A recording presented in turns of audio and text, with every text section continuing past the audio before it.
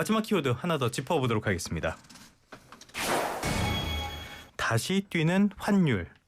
간밤에는 조금 조정을 받기는 했는데요. 다시 뛰는 환율, 최근에 환율의 오름세가 굉장히 무섭습니다. 그래서 오늘 한국은행 금융통화위원회가 새해 첫 기준금리를 결정을 하는데 여기에도 영향을 미칠 수밖에 없을 것 같아요. 두 분께 다 여쭤보도록 하겠습니다. 전망 어떻게 보십니까? 일단 동결할 수밖에 없겠죠. 예, 잠시 뒤에 나올 겁니다. 환율이 이제 불안정한 상태이기 때문에 만약 금리를 인하하게 되면 우리 원화의 가치가 더 떨어지게 되면 환율은 여기서 겨우 잡아가려고 하는데 슈팅이 나올 거기 때문에 네. 그 부분과 관련된 부분들은 동결이다 이렇게 설명하겠습니다. 교수님도 동결로 보십니까? 뭐 거의 다 동결이라고 생각하는데 네. 지금 환율이라든지 부동산 시장이라든지 뭐든지 움직일 수 없는 이런 상황들이고 금리를 더 낮춰야 되느냐 자체도 지금 이슈가 되는 상황들이라 왜냐하면 성장률이 2%고 물가도 2%인데 네네네. 금리를 더 낮춰서 경기를 부양시켜야 되느냐는 원칙적인 논리들이 있기 때문에 뭐 근데 올릴 수는 없고 그렇다는 얘기는 뭐 거의 동결로 가지 않을까라고 예측을 하고 있습니다. 그러니까 이러지도 저러지도 못하는 상황이라서 동결을 할 수밖에 없다 이건데 이 배경 가운데 하나는 역시 환율이 있어요. 어제 환율 종가가 1,477.5원이었고요. 이게 보자면요. 지난해 연말쯤에 정부가 각종 무리수까지 둬가면서 이걸 억지로 눌러놨던 거 아닙니까? 그런데 작년에 고점에 다시 근접을 하고 있어요. 이런 상황은 어떻게 봐야 되는 겁니까? 그러니까 이제 작년에 우리가 이제 1,500원 가느냐 안 가느냐를 이제 편의를 위해서 1차 상승이라고 표현을 하고 네. 지금 올라가는 건 이제 2차 상승이라고 표현을 하겠습니다. 그래야 이제 설명을 좀 하기 위해서. 근데 이제 1차 상승 이후에 정부가 각종 이제 구두 개입을 하다든지 아니면 이제 서학개미를 불러들이기 위한 RIA 계좌 개설이라든지 그다음에 이제 기업들이 갖고 있는 달러를 환전시키라고 억지로 압박을 넣었다라든지 이런 걸로 이제 눌러놨거든요. 네. 1,440원대까지 눌러놨는데 이번에 2차 상승이 일어나다 보니까 상당히 좀 우려감이 좀 있는 겁니다. 그러니까 첫 번째랑 다른 거고 첫 번째는 어느 정도 우리가 약을 투여해서 병을 좀 잡아놓은 듯 했는데 이 약발이 안 먹힌 거죠 이제. 그렇죠. 근데 이제 그러한 원인 중에 하나는 이제 달러, 그러니까 앞서 우리가 이제 금운도 얘기했습니다만 트럼프발 이슈로 인한 달러의 강세. 그다음에 지금 오늘도 이제 일본에서 지금 이제 구두 개입이 들어간 것 같은데 엔화가 너무 약세예요. 지금 이제 일본 전국이 좀 불안하다 보니까 일본이 엔화 약세를 보이다 보니 우리도 이제 거기에 동조화 현상이 또 나타나는 부분들이 있고 지금 일본이 이제 구두 개입이 들어갔는데 이게 이제 어떻게 됐는지는 이제 장중 부분들을 좀 봐야 될 것 같습니다.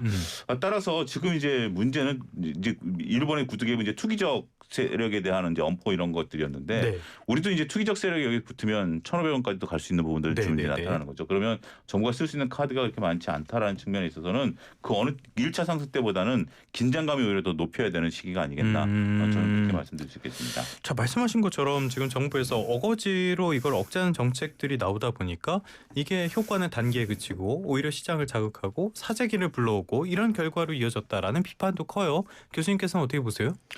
아무래도 이제 억지로 눌렀다는 게 이제 정부가 좀 개입을 했다는 얘기고 정부는 이제 변동성 축소 입장에서 뭐 개입은 할 수 있다라고는 볼 수 있는 것 같습니다. 다만 이렇게 개입한 것이 어떻게 보자면 거기까지 또 올라갈 거 아니냐라는 기대감이 형성될 수도 있는 그런 기제이기 때문에 1,480선이 맞이놓으면은 1,430이면 싼 거 아니야라고 생각할 수도 있게 했기 때문에 그러니까 그때 환전을 하고 환전을 해서 이제 다른 데 투자하면 되는 거 아니냐라는 생각들도 일부 심어줄 수 있다라고. 이게 사실 사람들마다 기대가 다르고 오늘 주식시장 계속 얘기도 어디는 비투한다 어디는 공매도 한다 이게 지금 왔다 갔다 하는데 그러니까 일부 이제 그쪽에 방어를 하다 보니 거기가 시장이 잠잠해지면 또 올 것 같고 그럼 미리 뭐 수요를 해서 사는 게 맞는 게 아니야 그게 합리적인 결정이 아니야라고 판단할 수 있는 근거는 조금 제공해 줬다 이런 말씀 드릴 수 있을 것 같습니다.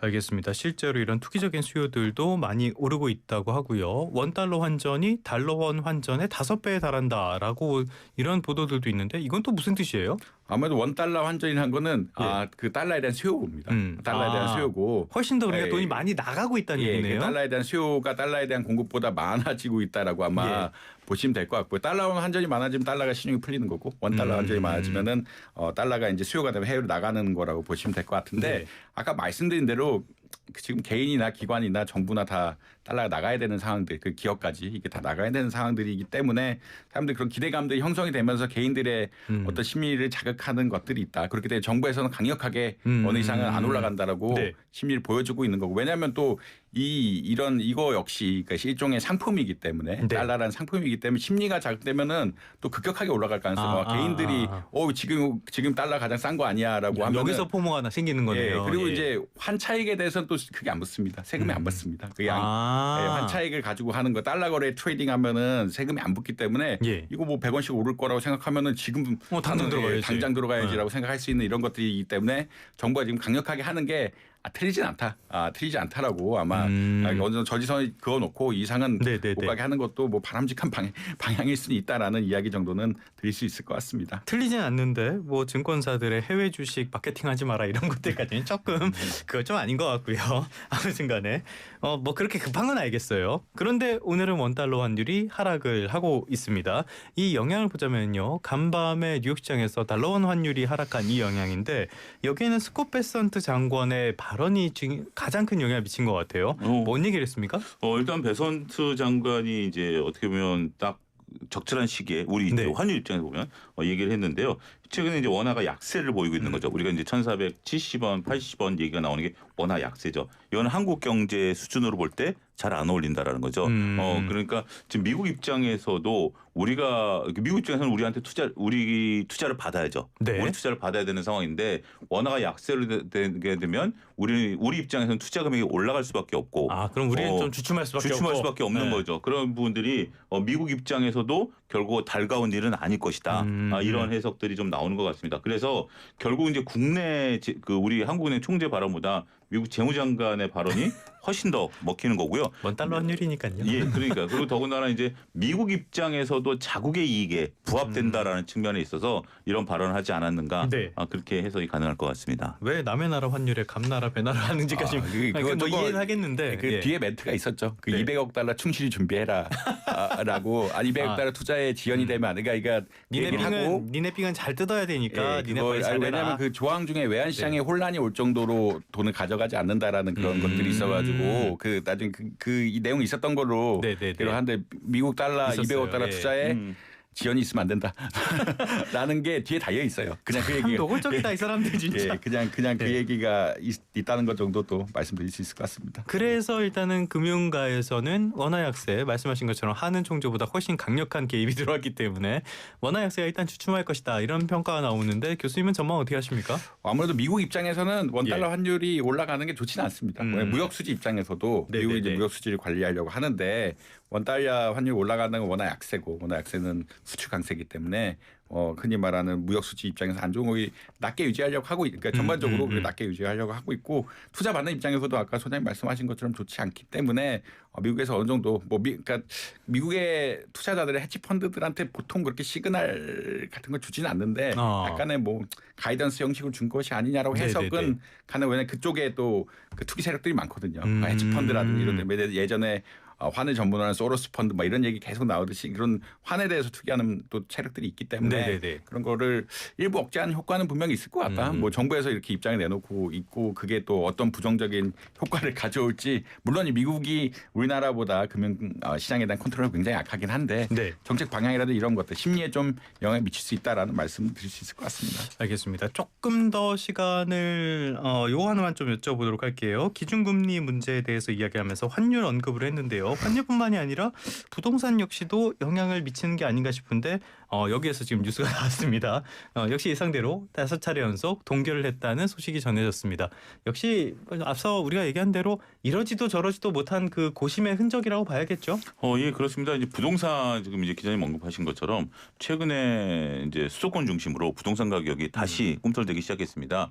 이재명 정부 출범 이후에 부동산에 대한 강력한 억제책, 대출 억제책 이런 것들이 나오면서 서로 이제 눈치 보기가 있었다라고 좀 말씀을 좀 드릴 수가 있고 결과론적으로 눈치 보기로 끝났죠.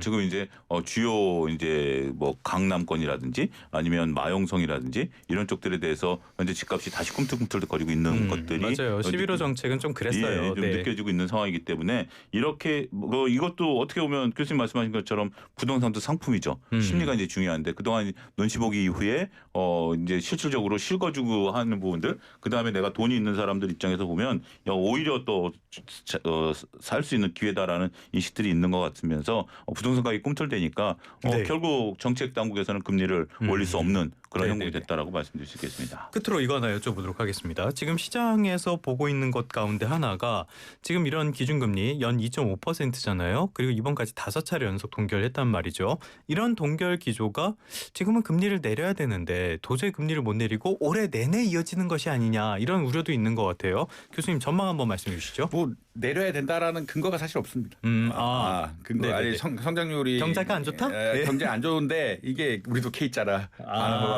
우리도 네네네. K자라 반도체는 좋고 다른 쪽은 안 좋고 뭐 이런 쪽 K자라 그러니까 우리가 보통은 정부에서 할 때 그러니까 원칙적으로는 큰 틀의 성장률하고 물가 상승률 보고 그 다음에 이제 작은 세부 지표 들어가면서 하는데 이게 뭐 성장률 자체가 지금 2%대 나오면 중립 성장률이 나오니까 올해 2.0% 예상하는데 중립 성장률이 나오고 있고 그다음에 가계부채, 환율시장, 외환시장 네. 다 문제가 깔려 있기 때문에 금리를 그때 작년에 이창용 총재님께서 이제 턴어라운드 그러니까 이제 피버팅해서 금리 올려야 되는 게 아니냐라는 뉘앙스로 말씀하셨다가 말씀하셨다 채권 시장 한번 크게 흔들린 적이 있는데 그러니까 이제 금리 인하에 대한 기대감 갖기가 조금 그러니까 쉽지는 않은 그러니까 경기가 더 나빠지거나 하는데 그 우리 성장률 자체나 물가 상승률 안정적으로 간다라고 네네네. 하면은 이게 쉽게 내릴 수가 없다. 내릴 수가 없는 상황들이 오는 게 아니냐. 그렇다고 올릴 수도 없다? 올릴 수는 없죠. 올릴 네. 수는 아까 K자형 때문에 그 경남의 지방 제조업도 또 되게 안 좋거든요. 그렇기 때문에 이게 내릴 수는 없는 이런 또 상황이다 이런 말씀드릴 수 있을 것 같습니다. 어떻게 보면은 이러지도 저러지도 못하는 상황, 그게 경제 전반에 깔려 있는 그런 모습들인 것 같은데요. 쉽지는 않은 것 같습니다. 소장님도 올해 내내 동결 정도 예상하세요? 좀 상황을 좀 봐야 되겠죠. 근데 지금 상황에서는 지금 이제 예측한다라면 네. 동결적으로 이제 기울었다라고 좀 봐야 되겠죠. 이제 미국에서도 금리를 한 차례 정도 지금 이제 인하 전망이 나오고 있는 거 아니겠습니까? 네. 그런데 아직 시간이 좀 많이 남긴 했습니다. 미국이 한 차례 정도 금리 인하를 예견하고 있는 상태에서 우리나라가 금리를 추가적으로 여기서 더 내린다, 미국과 다시 격차를 벌린다 이 네. 상황도 쉽지 않을 것이다라고 말씀드릴 수 있을 것 같습니다. 알겠습니다. 오늘은 기준금리 이야기까지 짚어봤습니다. 지금까지 YG경제연구소의 차영주 소장, 한양대학교 경제금융대학의 이정환 교수 두 분과 함께했습니다. 오늘 말씀 고맙습니다. 감사합니다.